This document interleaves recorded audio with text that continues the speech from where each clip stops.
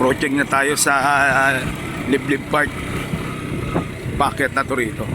Kaya sobrang lamig dito. Tapos may mga tubig na bumabagsak dito pag summer, pagka tag-ulan.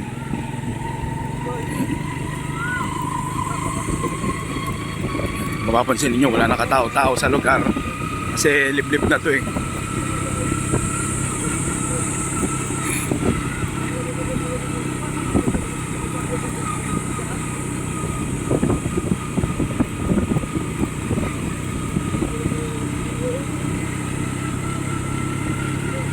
Lamig.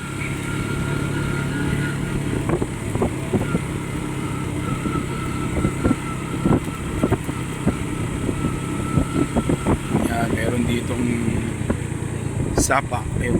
O, tuyot. Tuyot.